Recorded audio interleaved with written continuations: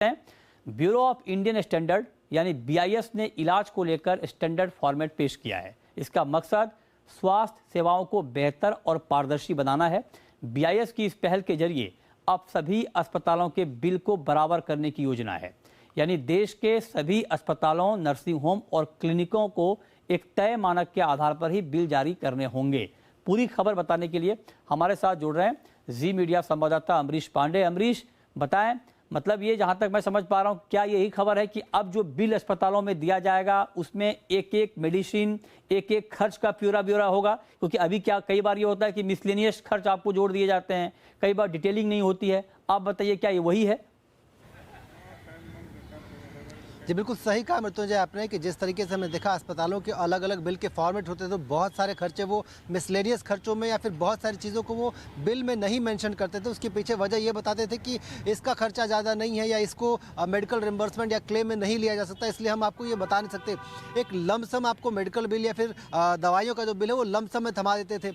कई बार उन दवाओं का इस्तेमाल भी नहीं होता था। मसलन अगर मैं किसी सर्जरी के लिए एडमिट हूँ और मुझे दवाएँ लगभग 50,000 की इस्तेमाल की गई हैं, तो 50,000 की दवाओं का एक बिल, एक लमसम अमाउंट दे दिया जाता। किस बैच की दवाई थी, दवाई वाकई में इस्तेमाल हुई कि नहीं हुई, वो कैप्सूल था या इंजेक्शन था, इस तरह कोई जानकारी नहीं दी जाती थी। इसको लेकर सुप्रीम कोर्ट ने इंटरवीन किया था और उसके इंटरवेंशन के बाद सरकार ने कहा था कि इसके लिए एक स्टैंडर्ड होने चाहिए। बीआईएस ने वो स्टैंडर्ड बनाकर तैयार कर दिए हैं और जल्द ही इसको देश भर में लागू किया जाएगा। हालांकि वॉलंटरी स्तर पे ये जो गाइडलाइंस हैं वो जारी की जा चुकी है, यानी कि अब अस्पतालों को, जो देश भर में अस्पताल हैं, जो सरकारी रजिस्टर्ड अस्पताल है, उन्हें एक मानक के तहत एक तरह का बिल पेश करना होगा सभी ग्राहकों को। उस बिल में A4 साइज का बिल होगा पूरा। उसके अलावा जो फॉन्ट होंगे वो कम से कम इतने बड़े होंगे जो कि किसी भी व्यक्ति को दिखाई दे सके। उसका साइज रखा गया है कि 11 नंबर का जो फॉन्ट है उसका इस्तेमाल किया जाएगा।